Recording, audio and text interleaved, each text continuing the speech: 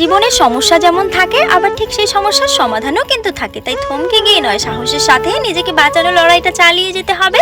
কারণ আজ যে মানুষগুলোর জন্য তুমি মরিয়া হয়ে উঠেছো না, একবার বিপদে পড়ে দেখো, তারাই সবার আগে মুখ ফিরিয়ে নেবে। আমি না ঠিক জানি না, তবে আমার মতে জয়েন্ট ফ্যামিলি ঠিক যতটা ভালো আবার ততটাই খারাপ। কারণ যখন বাবার ইনকাম কম থাকে না, ঠিক তখন বুঝেছিলাম প্রতিটা পদে কতটা নিচু করা হতো। ছোট বড় কত কথাই না শুনেও বোবা কান্না কাটতে হতো। না ছিল ভালো জামা কাপড়, আর নাই বা ছিল ভালো মন্দ খাবার। জানো তো, আমার এখনো মনে পড়ে বছরের শেষ পরীক্ষার রেজাল্ট আনতে যাওয়ার আগে কত আবদার করতাম মায়ের কাছে, আজকে একটু মাংস আনবে গো, তৃপ্তি করে খাবো। কিন্তু বাড়ি ফিরে যখন সেই স্বাদ পূরণ হতো না, খুবই কাঁদতাম। তবু না, সেই পরিস্থিতিতে দাঁড়িয়েও প্রয়োজনে শুধু ভাত মেখেও খেয়েছি, কিন্তু কারো কাছে কোনোদিনও হাত পাতিনি।